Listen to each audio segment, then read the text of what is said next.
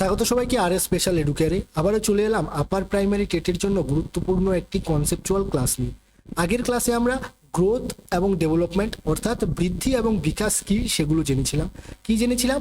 বৃদ্ধি হচ্ছে কি শরীরের ওজন, উচ্চতা, এগুলো আকার, এগুলো বৃদ্ধি পাওয়া, যেগুলোকে আমরা মাপতে পারবো, মেজার করতে পারবো। এবং বিকাশ কি জেনেছিলাম? বিকাশ জেনেছিলাম যেগুলো গুণগত পরিবর্তন, ব্যক্তির মধ্যে কোয়ালিটির পরিবর্তন আনে, যেরকম ভাষা, নৈতিকতা, কোনো জিনিসের দক্ষ হওয়া, এগুলো এগুলো কি? এগুলো বিকাশ। এর পাশাপাশি আমরা কি জেনেছিলাম? ব্রড ডোমেন্স অফ ডেভেলপমেন্ট, যেখানে আমরা জেনেছিলাম ফিজিক্যাল ডেভেলপমেন্ট বা শারীরিক বিকাশ, ইমোশনাল ডেভেলপমেন্ট বা নিজের ইমোশনকে কন্ট্রোল করা, নিজের আবেগকে কন্ট্রোল করা, নিজের আবেগীয় বিকাশের ক্ষমতা কিভাবে হয় সেটা জেনেছিলাম। কগনিটিভ ডেভেলপমেন্ট বা বৌদ্ধিক বিকাশ সম্পর্কে জেনেছিলাম। সোশ্যাল ডেভেলপমেন্ট বা সামাজিক বিকাশ সম্পর্কে আমরা বিস্তারিতভাবে জানার চেষ্টা করেছিলাম। এবং এর পাশাপাশি আমরা এটাও জেনেছিলাম বৃদ্ধি ও বিকাশের মধ্যে কি পার্থক্য, দুটো জিনিস কিভাবে একে অপরকে আলাদা করে, এই বিষয়গুলো কিন্তু আমরা জানার চেষ্টা করেছিলাম। এরপর আজকের ক্লাসে আমরা কি জানবো? Factor affecting growth and development. কি জানবো? ফ্যাক্টর অ্যাফেক্টিং গ্রোথ এবং গ্রোথ অ্যান্ড ডেভেলপমেন্ট, বৃদ্ধি ও বিকাশের প্রভাবক। কি জানবো? বৃদ্ধি ও বিকাশের প্রভাবক। বৃদ্ধি ও বিকাশের ক্ষেত্রে কোন কোন বিষয়গুলো প্রভাব বিস্তার করে, এই বিষয়টি আজকের ক্লাসে আমরা বিস্তারিতভাবে আলোচনা করব। কিভাবে? দেখো, প্রথমেই বলা আছে হেরিডিটি বা বংশগতি। কি বলা আছে? হেরিডিটি বা বংশগতি। একটি শিশুর বা একটি ব্যক্তির বিকাশে, আমরা এখানে যেহেতু চাইল্ড সাইকোলজি নিয়ে মেন ফোকাস করছি, তাহলে আমরা কি জানবো? একটি শিশুর বিকাশের বা বৃদ্ধির ক্ষেত্রে বংশগতি বা হেরিডিটি কিভাবে প্রভাব বিস্তার করে। তো তোমরা এই কনসেপ্টটাকে একদম ক্লিয়ার করে নাও যে শিশুর বৃদ্ধি ও বিকাশের ক্ষেত্রে কিন্তু বংশগতি এবং পরিবেশ, কি বললাম? Heredity into environment. কি? Heredity into environment equal to development. Heredity into environment equal to development. অর্থাৎ শিশুর ডেভেলপমেন্টের ক্ষেত্রে কিন্তু বংশগতি এবং পরিবেশ গুণ ফল হিসাবে কাজ করবে। দুটোর প্রভাবই কিন্তু খুবই গুরুত্বপূর্ণ। যেখানে আমরা এখন দেখছি হেরিডিটির কথা। হেরিডিটি কিভাবে কাজ করবে? ধরো একটি পরিবারে বাবা মা দুজনই হাইটে ধরো 6 ফিট 5 ইঞ্চি করে বা 6 ফিট 3 ইঞ্চি করে, তাহলে দেখা যাবে সম্ভাব্য এটাই যে তাদের সন্তানরাও হাইটে কিন্তু বেশিই হবে। কিছু কিছু ক্ষেত্রে হয়তো এটা ডিফারেন্স হতে পারে, কিন্তু সেটা বেশিরভাগ ক্ষেত্রেই কিন্তু একই হয়। যে ক্ষেত্রগুলোতে ডিফারেন্স হতে পারে যে যে তাদের ঠাকুর দাদা বা ঠাকুমার জিনটা তাদের মধ্যে সক্রিয় হয়েছে, যেটা তারা ঠাকুরদা বা ঠাকুমা কেউ হয়তো হাইটে খাটো ছিল, তার জিনটা তার মধ্যে অ্যাক্টিভ হয়েছে, এবং তার পিতামাতার যে জিনটা আছে সেই জিনটা তার মধ্যে প্যাসিভভাবে আছে, হতে পারে। তো এগুলো অনেক জটিল বিষয়। তো সিম্পলি তোমরা জেনে নাও যে হেরিডিটি এবং এনভায়রনমেন্ট দুটোরই কিন্তু প্রভাব বিস্তার করে বংশগতির ক্ষেত্রে। এর পাশাপাশি ধরো আরও একটা আমি এক্সাম্পল দিচ্ছি। ধরো বাবা মার চোখের রং ব্রাউন বা চুলের রং ব্রাউন, সেক্ষেত্রে কি হবে? সেক্ষেত্রে কিন্তু যে ছেলে মেয়েটি হবে তার চোখের রং এবং চুলের রং কিন্তু বাবা মার মতনই হবে। দেখবে ওয়েস্টার্ন যে কান্ট্রিগুলো আছে, যে দেখবে তাদের কালচার আলাদা। কেন আলাদা? কারণ তাদের বংশগতি সেভাবেই সেই কালচারটাকে অ্যাডাপ্ট করে নিয়েছে। বোঝা গেল? সেটা কিন্তু সামাজিক দিকটা চলে আসলো, অর্থাৎ এনভায়রনমেন্ট দিকটা চলে আসলো। এখানে দেখো এই পয়েন্টে বলা আছে কালচারাল ইনফ্লুয়েন্স। অর্থাৎ কালচারাল ইনফ্লুয়েন্স মানে কি? দেখো, আমাদের ইন্ডিয়ান কালচার এবং ওয়েস্টার্ন কালচার কিন্তু আলাদা। কেন আলাদা? ইন্ডিয়ান কালচার যেভাবে শুরু থেকে এসেছে, পরবর্তী প্রজন্মও সেটাকেই ফলো করার চেষ্টা করছে, এবং ওয়েস্টার্ন কালচার যেভাবে শুরু থেকে এসেছে সেখানকার পরবর্তী প্রজন্মগুলোও সেটাকেই ফলো করবে। এই যে সংস্কৃতি, এই সংস্কৃতি যেভাবে প্রভাব বিস্তার করবে একটি শিশুর উপর, সেই শিশুটা সেভাবেই কিন্তু মানিয়ে নিতে শিখবে। তাহলে হেরিডিটি বা বংশগতি এবং সংস্কৃতি বা কালচার বা পরিবেশ, সেই দুটোই কিন্তু এখানে দেখো প্রভাব বিস্তার পড়লো একটি শিশুর ডেভেলপমেন্ট বা ডেভেলপমেন্ট বা বিকাশের ক্ষেত্রে এবং গ্রোথ বা বৃদ্ধির ক্ষেত্রে। বোঝা গেল? এরপর দেখো নিউট্রিশন মানে কি? এখানে দেখবে নিউট্রিশন যত পুষ্টিযুক্ত যত খাবার, ভালো খাবার খাবে, যত ভালো পুষ্টিযুক্ত খাবার খাবে একটি শিশু, তার গ্রোথ এবং ডেভেলপমেন্ট কিন্তু তত ভালো হবে। দেখবে যে সবসময় হেলদি খাবার খাওয়ার জন্য ডাক্তাররা সাজেস্ট করে। কেন? পুষ্টিযুক্ত নিউট্রিশন যুক্ত খাওয়ার জন্য সাজেস্ট করে। কেন? যাতে তার ওভারঅল গ্রোথ এবং ওভারঅল ডেভেলপমেন্টটা ভালো হয়। বোঝা গেল? এটা তোমরা সকলেই জানো। এর জন্য স্কুলে মিড ডে মিল স্কিম আনা হয়েছে, যাতে গরিব পরিবারের সন্তানরা যাতে সেই মিড ডে মিলের খাবারটা খেয়ে তাদের পুষ্টির ঘাটতিটা মেটাতে পারে। যেটা 1995-এ মিড ডে মিল কবে চালু হয়? 1995-এ কিন্তু মিড ডে মিল স্কিম চালু হয়। এটা কিন্তু সকলে জেনে রাখো, এটা কিন্তু খুব ইম্পর্টেন্ট একটি বিষয়। তো এই 1995-এ যে মিড ডে মিল স্কিম চালু হয়েছিল, সেটিও কিন্তু ছাত্রছাত্রীদের কি মেন ফোকাস ছিল পুষ্টির অভাব মেটানো, যাতে ছাত্রছাত্রীরা পুষ্টির ঘাটতিটা মেটানো যায় এবং তারা স্কুলে আসে। বোঝা গেল? এরপর দেখো হেলথ কেয়ার। যত ভালো হেলথ কেয়ার করবে, যত স্বাস্থ্যের পরিচর্যা করবে, যত শরীরের পরিচর্যা করবে, ততই কিন্তু তার কি হবে? তার গ্রোথ এবং ডেভেলপমেন্ট ভালো হবে। ক্লিয়ার? এর জন্য দেখবে চুল পরিষ্কার রাখা, হাতের নখ পরিষ্কার রাখা, শরীর পরিষ্কার রাখা, এগুলো হাইজিন মেনটেন করা খুব গুরুত্বপূর্ণ হয়ে যায় ভালো গ্রোথ এবং ভালো ডেভেলপমেন্টের জন্য। এরপর দেখো কি আছে, এরপর 4 নম্বরে আছে ফ্যামিলি এনভায়রনমেন্ট। কি আছে? ফ্যামিলি এনভায়রনমেন্ট, অর্থাৎ পারিবারিক পরিবেশ। একটি পরিবারের পরিবেশ যেরকম হবে, সেই পরিবারের সন্তান সন্ততিরা কিন্তু সেই পরিবেশকে অ্যাডাপ্ট করে নেবে। দেখবে ভালো যে ফ্যামিলিতে 90% ফ্যামিলি মেম্বার এডুকেটেড বা হাইলি কোয়ালিফাইড, দেখবে তার সেই ফ্যামিলিতে পরবর্তী প্রজন্মগুলো কিন্তু শিক্ষার প্রতি তাদের ঝোঁক দেখা দেবে। বোঝা গেল?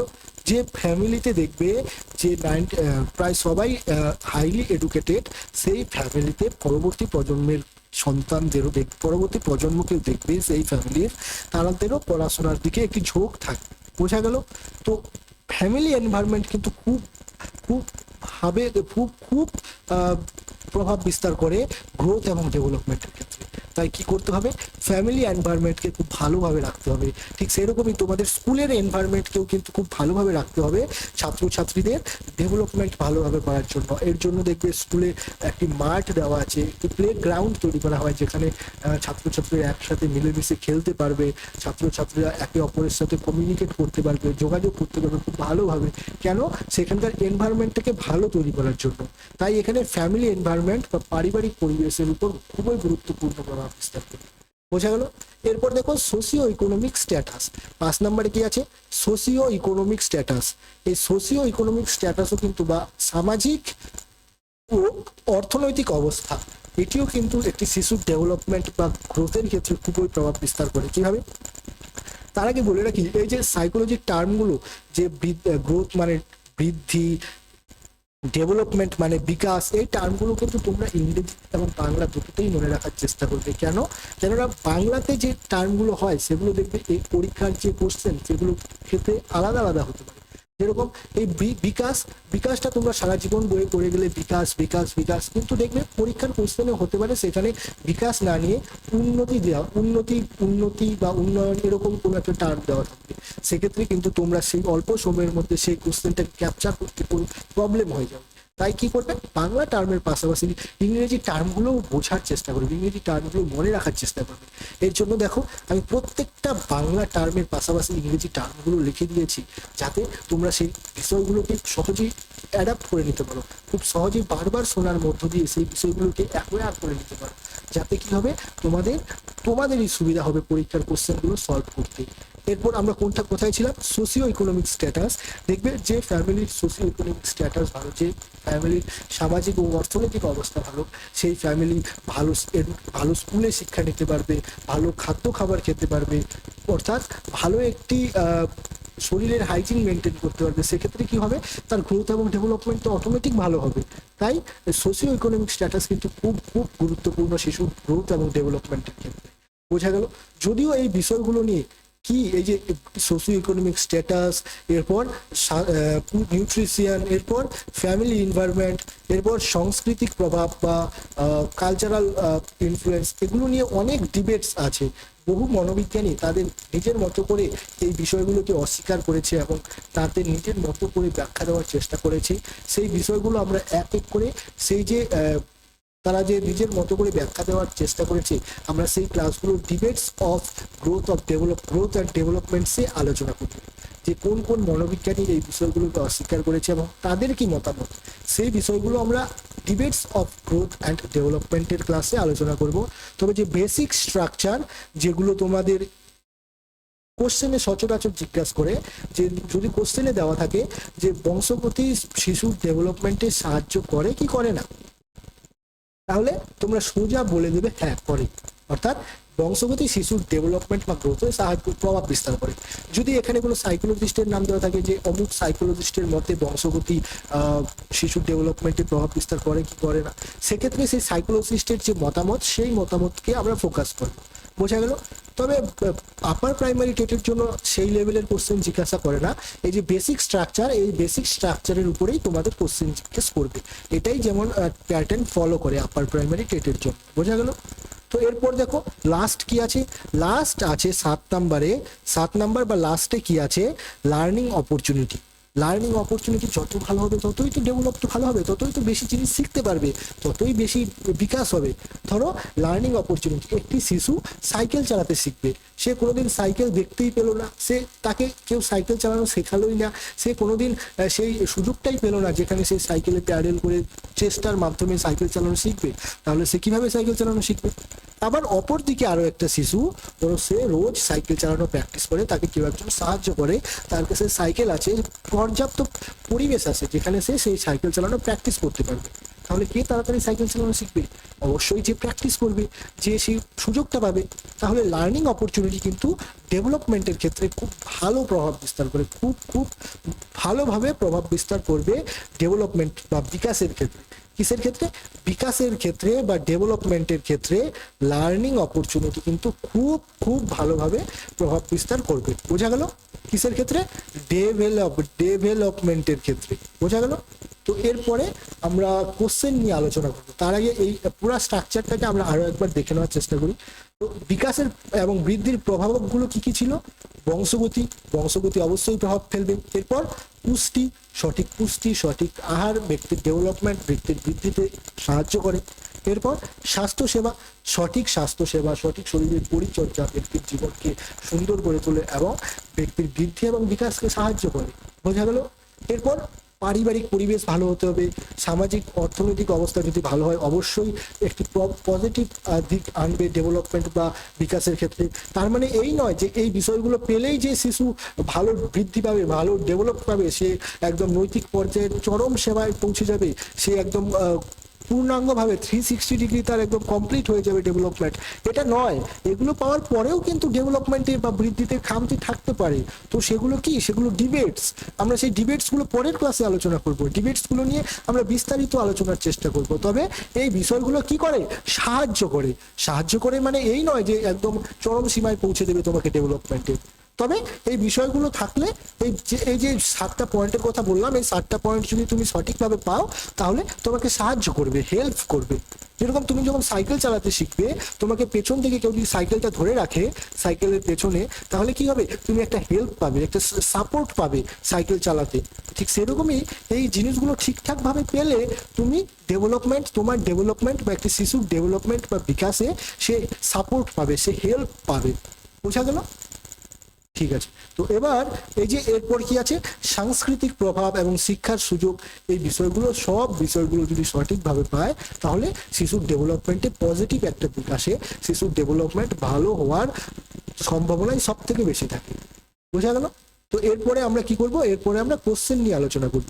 দেখো 1 নম্বর কোশ্চেনে কি বলা আছে, এগুলো কিন্তু সব সিটেটের কোশ্চেন।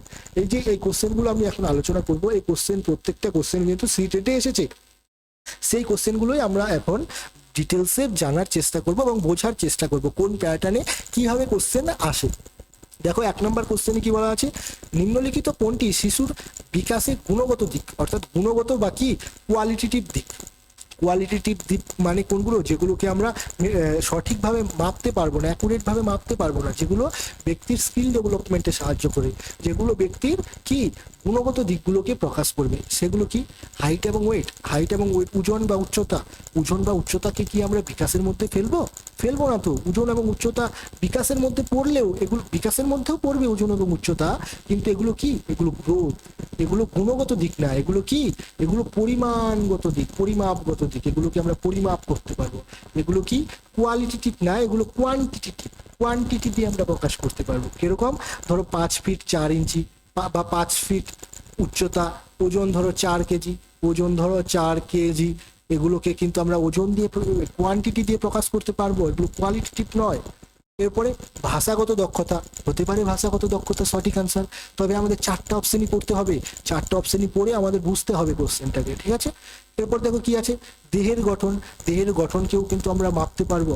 যেরকম তো কেউ বলবে আমার বাইসেপস 18 ইঞ্চি, কেউ বলবে আমার ফোর আর্মস 13 ইঞ্চি, এভাবে কিন্তু আমরা মেজারমেন্ট করতে পারবো। এইভাবে আমরা বডির স্ট্রাকচারকে আমরা মাপতে পারবো, দেহের গঠনকে আমরা মাপতে পারবো। আমার হাইট 6 ফিট, এটাকে আমরা, এটাও একটা দেহের স্ট্রাকচার, দেহের গঠন, দেহের গঠনকে কিন্তু আমরা অ্যাকুরেট ভাবে মাপতে পারি। তাই এটাও হবে না, তো এটাও গুণগত দিক হবে না, এটা কি পরিমাপগত দিক। এরপর শারীরিক বৃদ্ধি, শারীরিক বৃদ্ধি মানে কি? ফিজিক্যাল গ্রোথ, ফিজিক্যাল গ্রোথ মানে কি? ফিজিক্যাল গ্রোথ মানে যেরকম শরীরের আকার, আয়তন, উচ্চতা, এগুলো বৃদ্ধি পাওয়া, যেটাকে কি বলে? ফিজিক্যাল গ্রোথ বা শারীরিক বৃদ্ধি। এটাও কিন্তু গুণগত দিক হবে না, এটাও কি পরিমাণগত, পরিমাপগত দিক, যেটাকে আমরা পরিমাপ করতে পারবো। কোয়ালিটেটিভ নয়, কোয়ান্টিটেটিভ দিক, এগুলো বোঝা গেল? তাহলে সঠিক আনসার কোনটা? সঠিক আনসার অপশন বি, ভাষাগত দক্ষতা। এই ভাষাগত দক্ষতা কিন্তু একটা গুণগত দিক, এটা একটা গুণ, এটাকে আমরা প্রকাশ করতে পারবো না কোনো নির্দিষ্ট একটি ইউনিট দ্বারা, যে 5 কেজি ওজন বৃদ্ধি পেয়েছে না 6 কেজি, 5 কেজি ভাষা বৃদ্ধি পেয়েছে না 6 কেজি। তাই এটা কি? এটা গুণগত দিক, বোঝা গেল? এর পরের কোশ্চেন, শিশুর বৃদ্ধিতে বংশগত প্রভাব সরাসরি কোনটির সাথে সম্পর্কিত? শিশুর বৃদ্ধিতে বংশগত প্রভাব সরাসরি কোনটির সাথে সম্পর্কিত? এই কোশ্চেনের আনসার কমেন্ট বক্সে জানাও, আমি পরবর্তী ক্লাসে এই কোশ্চেনের আনসার নিয়ে ডিসকাশন করব। তো শিশুর বৃদ্ধিতে বংশগত প্রভাব সরাসরি কোনটির সাথে সম্পর্কিত হবে? পুষ্টিকর খাদ্যের সাথে, চোখের রঙের সাথে, বিদ্যালয়ের পরিবেশের সাথে, না অর্থ সামাজিক অবস্থার সাথে? এই 4টা অপশনের মধ্যে কোনটা সঠিক আনসার কমেন্ট বক্সে জানাও। পরবর্তী ক্লাসে কিন্তু এই আনসারটা আমি ডিসকাস করে দেবো, এবং তোমরা নিজের যে ক্লাসগুলো আমি দিয়েছি আগের ক্লাস, সেই ক্লাস থেকে কিন্তু এই কোশ্চেনটা আমি জিজ্ঞাসা করলাম, তোমরা নিজের মতো করে এই কোশ্চেনটাকে সলভ করার চেষ্টা করো। পরবর্তী ক্লাসে দেখা হবে আরো একটি নতুন কনসেপ্ট নিয়ে।